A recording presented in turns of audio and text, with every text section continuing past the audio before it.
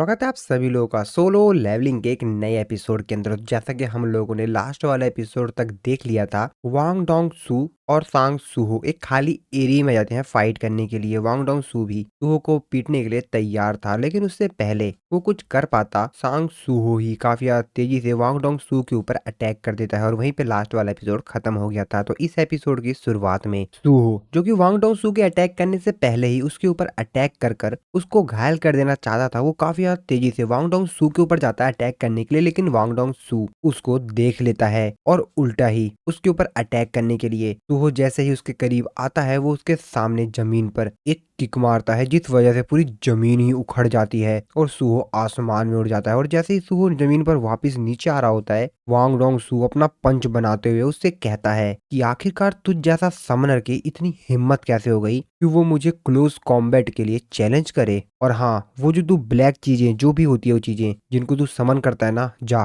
कर ले उनको समन, तो ये ले। और सूहो के सीने पर खींच कर एक पंच मारता है, जिससे कि सूहो काफी ज्यादा दूर चला जाता है। हालांकि सूहो को इस अटैक से ज्यादा कोई नुकसान नहीं पहुंचाता। सूहो फिर से लड़ाई के लिए तैयार हो जाता है और वो अपने सामने वांग डोंग सू को देखता है, जो कि काफी ज्यादा तेजी से सूहो के ऊपर अपने पैर से अटैक करता है। वो सूहो को अपने पैर से कुचल देना चाहता था, लेकिन सूहो उसके इस अटैक को देख लेता है और थोड़ा सा पीछे हो जाता है, जिस वजह से वांग डोंग सू का पैर जमीन पे जाके लगता है और वहां की पूरी जमीन ही फट जाती है। जिसके बाद सूहो उसके अटैक का जवाब देते हुए उसके ऊपर अपने किक से अटैक करता है। और जैसा कि वांग डोंग सू ने अभी जस्ट अटैक किया था, तो वो इस अटैक के लिए रेडी नहीं था। सूहो ने जो उसको किक मारी होती है, वो सीधा उसके गाल पे जाके लगती है। और फिर वांग डोंग सू सूहो की तरफ देखता है और एक स्माइल करता है और फिर काफी तेजी से सूहो के ऊपर अटैक करने लग जाता है। सूहो जो कि बस उसके अटैक को डॉज ही कर रहा था,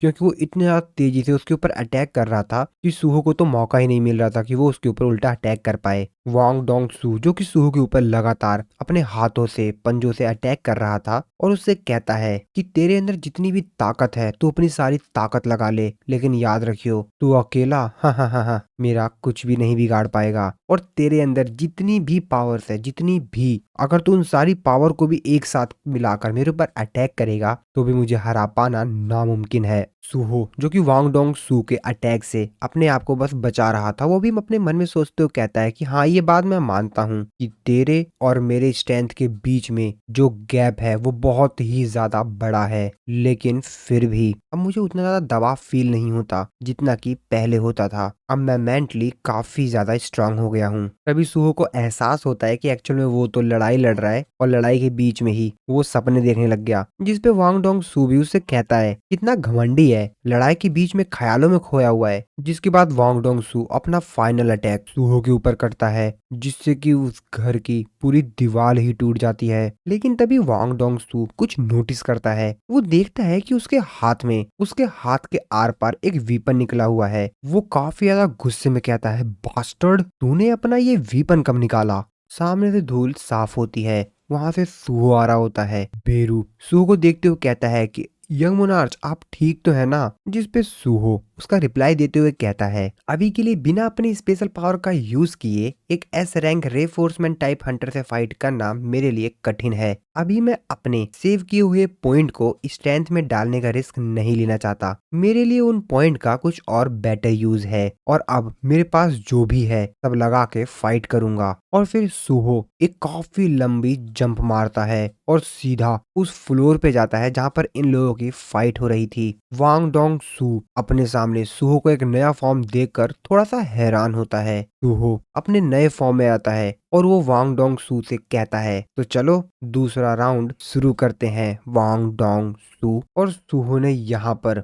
जो भी चीजें पहनी हुई थी, उसने ये सब की सब शेडोज का इस्तेमाल कर कर बनाई थी, जैसा कि मिनोटॉर की helmet, crimson main armour, lizard man boots और इसी प्रकार के और भी काफी सारे शेडो आइटम्स उसने पहन रखे थे। और इन सभी का जो ग्रेड था वो था रेयर, यानी कि बहुत यूनिक। जिसके बाद सूहो वांग डोंग सू से कहता है, तो चलो ठीक है, अब मैं तुमसे अपनी पूरी पावर के साथ लड़ूंगा। जिसपे वांग डोंग सू चिढ़ते हुए उसे कहता है, तुझे क्या लगता है तू ये सारी बकवास चीजें पहन लेगा, इससे तू मुझे हरा पाएगा? लेकिन वो अपने मन में ये भी सोच रहा होता है, आखिरकार इतने सारे आइटम्स ये एकदम से कहां से आ गए? और तभी तभी उसकी आंखें खुली की खुली रह जाती हैं, उसके शरीर से पसीने आने लगते हैं और सच्चाई तो ये थी कि उसकी काफी ज्यादा फट जाती है। वो एकदम डर सा जाता है। वो कहता है कि ये ब्लैक ऑरा ये तो। और तभी उसको याद आता है, जी हाँ, उसको याद आता है सांग जिनवू। उसे वो पल याद आ जाता है जब सांग जिनवू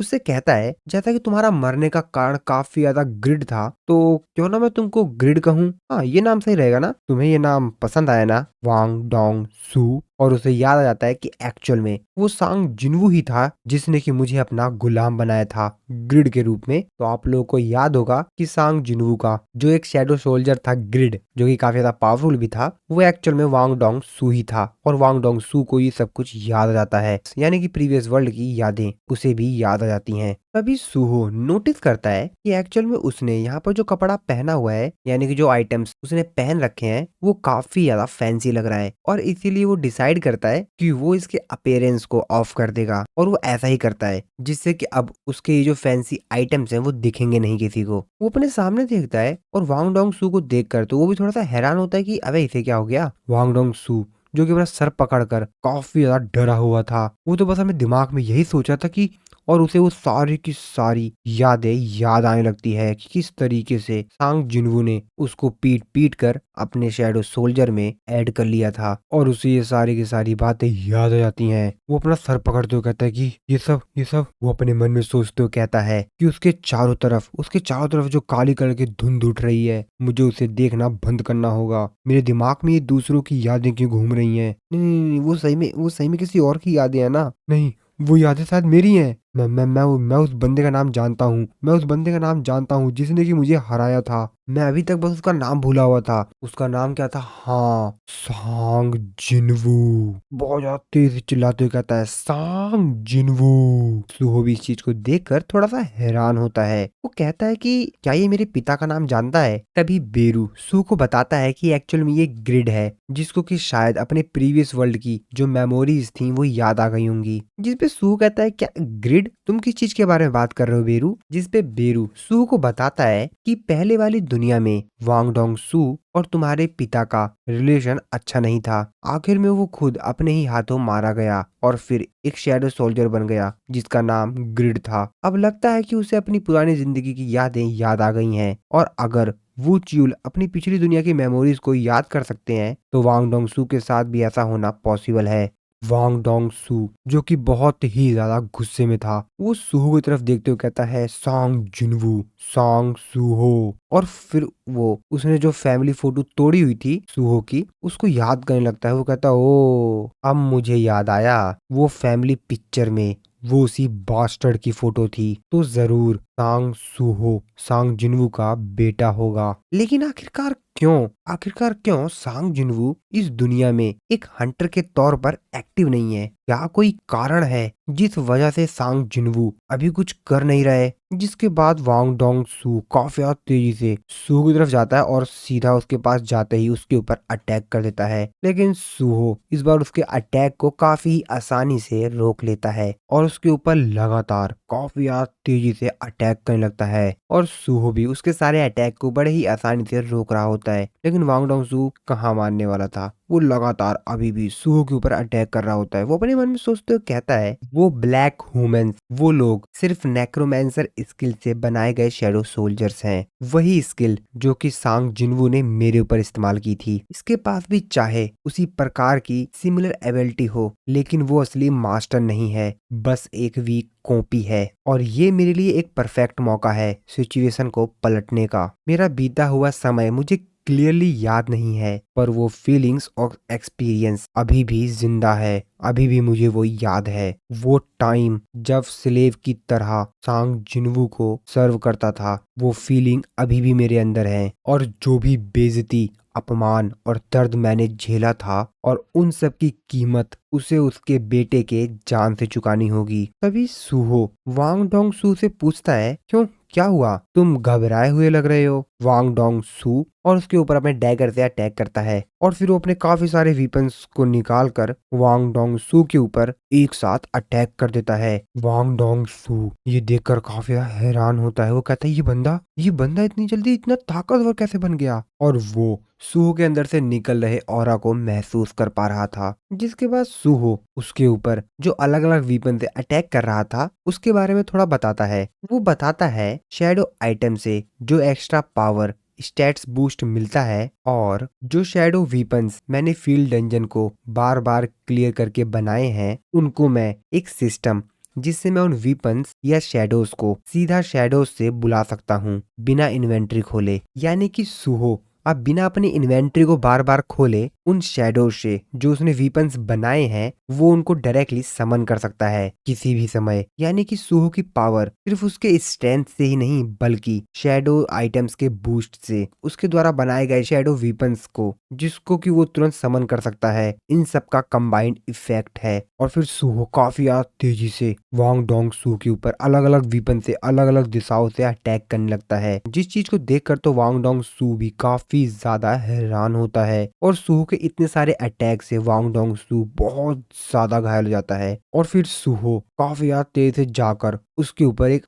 तगड़ा सा अटैक करता है। वांग डोंग सू तो अपने मन में बस यही सोच रहा होता है कि ये लड़ाई के बीच में ही इतनी आसानी से अपने वीपन्स को बदल पा रहा है स्विच कर पा रहा है। वैसे क्या कभी सांग जुनू के पास ऐसी एबिलिटी थी? बेरू जो कि ये सब कुछ देख रहा था वो अपने मन में सोचते हुए कहता है ऐसा लग रहा है कि यंग मोनार्च फाइट के दौरान भी स्ट्रांग होते जा रहे हैं। सिर्फ लेवल बढ़ने की बात नहीं है उनकी स्किल फाइट की समझ और बैटल इंस्टिंक्ट्स भी इम्प्रूव हो रहे हैं जिनको कि नंबर्स या स्टैट्स में नापना भी मुश्किल है। मेरे महाराज अगर मैं छोटा सा ओपिनियन दे सकूं तो मुझे विश्वास है वो दिन ज्यादा दूर नहीं है जब यंग मोनार्च आपके साथ खड़े होंगे। जिसके बाद सूहो काफी ज्यादा तेजी से वांग डोंग सू की तरफ बढ़ता है और उसके ऊपर काफी सारे अटैक कर कर आगे बढ़ जाता है और वांग डोंग सू अब बिल्कुल मरने के करीब ही था। उसकी आंखों में सांग जिनवू की तस्वीर दिखाई देती है और साथ ही में सांग सूहो की भी। वांग डोंग सू सीधा जमीन पे जाके गिरता है और जैसे ही वो जमीन पर गिरता है